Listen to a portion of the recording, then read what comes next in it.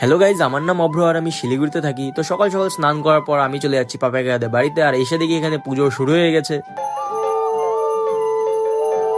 তো গাইজ, পুজো হওয়ার পর আমরা সবাই মিলে একটু ছাদে আড্ডা মেরে নিচ্ছিলাম, আর এই মানুষটাকে দেখো। वाह क्या मुस्कुराहट है। তো গাইজ কি বলবে এখন সরস্বতী পূজায় বিনা শাড়ি পরে? আরে সকাল থেকে এত কাজ করলাম যে আমি শাড়ি পরার টাইমই পাইলাম না। বলেন কি? সকাল 8টার সময় পূজা হয়েছে, তাহলে কে শাড়ি পরতে পারবে? আমি শাড়ি ছাড়া দেখা আমি সুন্দর দেখা, আমাকে ফুল লুক দেখা। এই যে আমার ফুল লুক, এমনই ফুল লোক দেখাচ্ছে নিজের ক্লিপটা নিচে পড়ে গেছে। তো গাইজ এখানে পাপাই কাকা করে নিচ্ছে খিচুড়ি বানানোর অ্যাক্টিং, ঠিক আছে?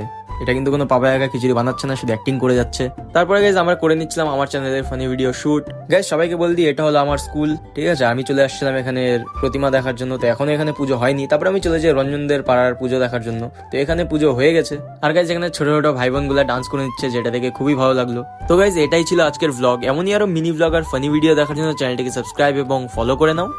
বাই।